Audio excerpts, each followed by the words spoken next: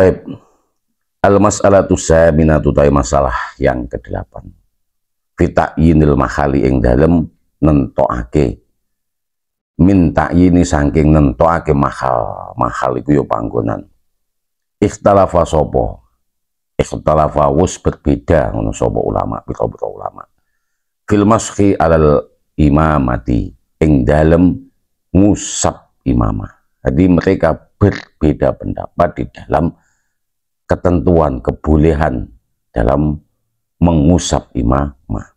Fa ajaza mongko menangake zalika ing mengkono-mengkono mashu imamah sapa Ahmad ibni Hambal, Imam Ahmad ibni Hambal, wa Abu Sauri lan Abu Sauri, wal Qasim lan Imam Qasim, ibni Salam wa jamaah lan jamaah.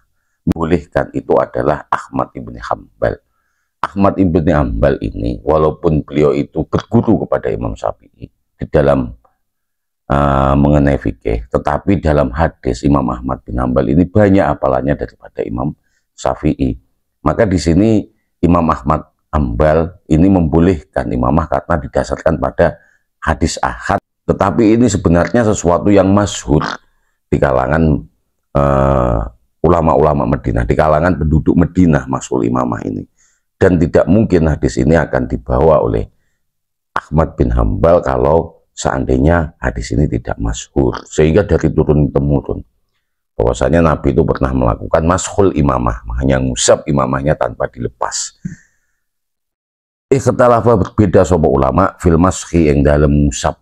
Perbedaan pendapatnya di dalam hal mengusap alal imamati yang dalam imamah. Imamah itu ya yang kita pakai seperti orang Arab itu imamah. Imamah itu sehingga ketika kita sholat, ketika kita wudhu itu ribet kalau dilepas. Ketika kita bepergian itu tidak lepas, kita wudhu asalkan ketika memakai tadi kita dalam keadaan tohir, suci, lalu dipakai setelah itu bepergian. Dan di jalan ketika kita mau wudhu lagi ini tidak perlu dilepas, karena kalau ngelepas lagi tumit lagi seperti yang dipakai para Habib yang di Indonesia itu, Habib Syekh, Habib Rizik, itu kan pakai imamahnya ribetnya, terus kudus kumpul itu, maka tidak harus melepas itu, cukup diusap. Menurut Imam Ahmad bin Hambal boleh. Jadi ajaza fa ajaza menangake zalika ing mengkono-mengkono, jadi membolehkan zalika ing mengkono-mengkono itu balik kepada mashul imamah. Sopo sing ngolehne Ahmad ibni Hambal, Imam Ahmad ibni Hambal, wa Abu Suwari lan Abu Suwari, wal Qasim lan Imam Qasim, ibni Salam putrane Salam, wa jamaah lan jamaah. Wa mana lan nyegah min zalika saking mengkono-mengkono jamaah, sopo jamaah. Jadi nyegah sebagian dari mereka itu, dari jamaah itu, minhum setengah saking jamaah iku Imam Malik, yo Imam Malik, wa Syafi'i lan Imam Syafi'i, wa Abu Hanifah dan Imam Abu Hanifah.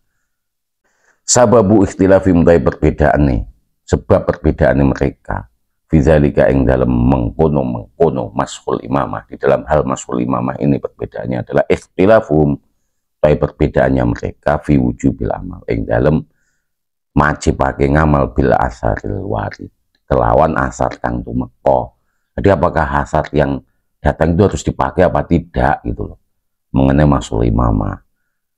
Asar dari sahabat ini tadi itu dipakai apa tidak, fidzalika yang dalam mengkono mashul imamah.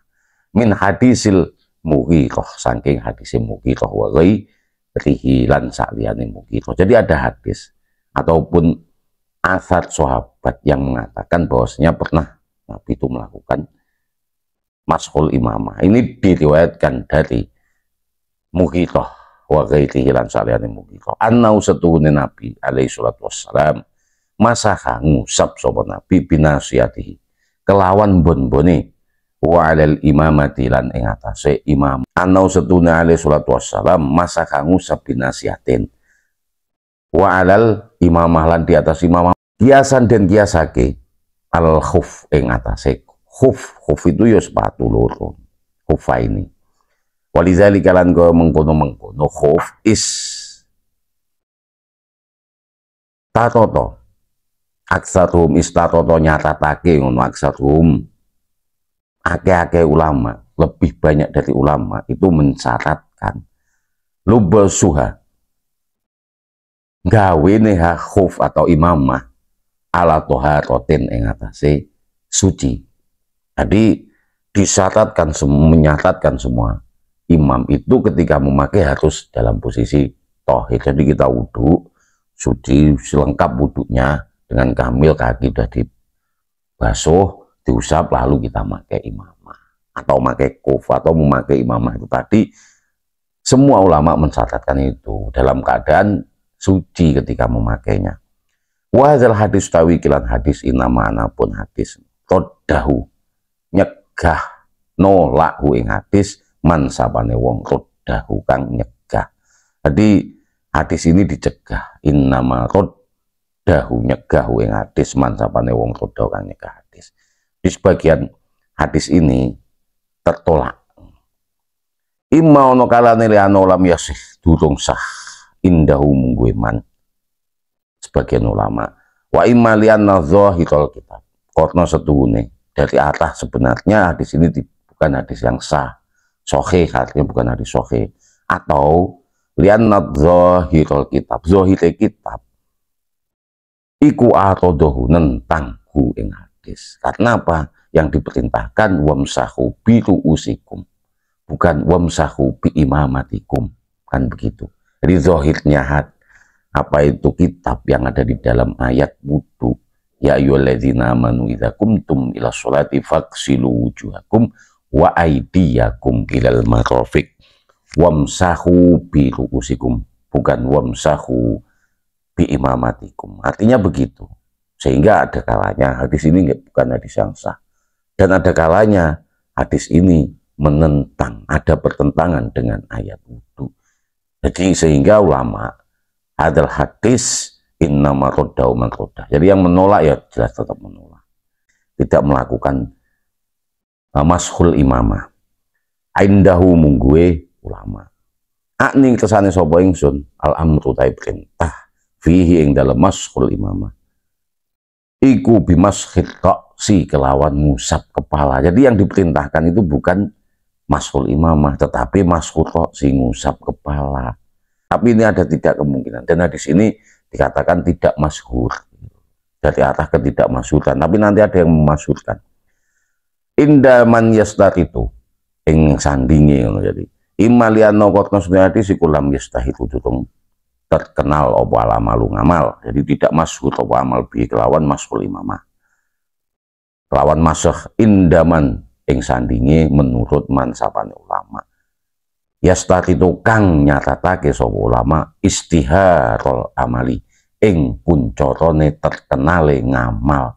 Jadi amal itu tidak terkenal, sehingga yang menjadikan ulama itu mengesahkan, mensahihkan hadis. Kalau hadis itu walaupun diriwayatkan oleh ahad, asalkan ada istihadnya, syaratnya adalah terkenal, yang bagi yang memasukkan istiharul amal fima ing dalem sesuatu nukilakan den nukil opo ma min torikil ahadi saking jalur ahad, hadisu ahad lek mutawatir terus beda, berarti kan kuncoro fil Madinah yang dalam Madinah bikhosotin kelawan khususnya fil Madinah yang kutha Madinah munawwarah alal umaklumi kang ing atase kang den kenal min mazhabi Malik saking mazhab Imam Malik. Anau setune Imam Malik ya to ningali sapa Imam Malik istiharul amali ing kuncorone perbuatan. Wa hadisu khotojahu Muslim, wa utawi hadis iku khotojahu ngetokake ngono ing hadis sapa Muslim itu sebenarnya sudah menjadi wa qala fihi lan berpendapat fi ing dalam Muslim mau sapa Abu Umar Ibnu Abdul Bar, putrane Abdul Bar, innau setune hadisul maskhil imamah, ngusap imamah iku hadisul maklul, hadis yang maklul, ada ilahnya, tertolak. Wa fi ba'di turukihi lan ing dalam sebagian jalur hadis annau setune Nabi Muhammad iku masaha ngusap palal imamah ing atase imamah walam yazkur nasiyah lan durung nyebutake nasiyah. Itu tidak mungkin disebutkan secara bersama-sama. Maka hadis ini yang terakhir ini, dan ini sangat terkenal, menurut Imam Ahmad bin Hambal. Karena Imam Ahmad bin Hambal itu lebih banyak hafalan hadisnya daripada Imam Syafi'i. Walaupun Ahmad bin Hambal itu berguru mengenai ilmu fikih kepada Imam Syafi'i. Peletak dasar fikih itu adalah siapa itu? Imam Hanafi. Tetapi setelah itu dikembangkan oleh Imam Syafi'i dengan usulul fikih. Iz la yajtami'u. Korno, nah ini yang menjadi ilahnya ataupun dalilnya. Iz korno la yajtami'u. Orang ngumpul. Opal aslu. Asal wal badlulan. Badlul, kalau yang di atas tadi, Kanjeng Nabi mengusap nasiyah wa alal imamah, itu disebutkan asal dan badalnya, yaitu ngusap nasiyah bon alal imamah, terus wa ala imamah, dan diatofkan dengan wa alal imamah, kan disebut dua-duanya. Tapi hadisnya Ahmad bin Hambal ini agak lebih masuk akal, karena tidak mungkin di situ idqorno la yastami'u, orang ngumpul opo alas lu pokok wal badlulan gantine, maka disebutkan anau masak halal imamah menurut. Berarti ketika halal imamah itu gantinya sebagai nasihat yang memang yang diwajibkan itu maskutok si umbon-umbon. Tapi ketika sulit, membebani ketika bepergian atau dalam acara, terus dari imamah sehingga wonggo terus wudhu terus dipasangnya, kan nyusah nih. Maka itu nggak apa-apa diusap imamahnya. Dan ini saya yakin masyhur karena di Madinah banyak dipakai. Banyak ketika yang saya tanya sing haji nih, banyak yang nggak dicopot imamahnya. Tapi sekarang udah banyak yang ringkes imamahnya, tinggal nyopot seperti kupluk ini, dicopot ini. Kalau kupluk terus kita usap ini ya nggak bisa, ini dilepas enak, nggak menyusahkan. Tapi imamah kan menyusahkan. Nah, di zamannya Nabi itu seperti itu, ketika memakai imamah menyusahkan, diusap alal imamah sebagai ganti dari nasiyah bon-bonnya atau maskuroksi itu tadi. Fi fi'lin wahidin ing dalam perbuatan siji. Jadi tidak mungkin dua asli dan badalnya itu dilakukan di dalam satu perbuatan. Maka hadis yang dipakai ini yang lebih itu, dan itu masyhur menurut Imam Ahmad bin Hambal. Dia membolehkan hanya Imam Ahmad bin Hambal. Imam Maliki, Imam Syafi'i, Imam Abu Hanifah ini mencatat itu hadisnya nggak masuk. Jadi karena tapi ketika menghargai para pengikut-pengikutnya, jamaah-jamaahnya Imam Maliki, Imam Syafi'i, Imam Abu Hanifah ya seperti itu, tapi jamaahnya tidak melakukan itu. Tapi jamaahnya Imam Ahmad itu dikiaskan kepada kuf.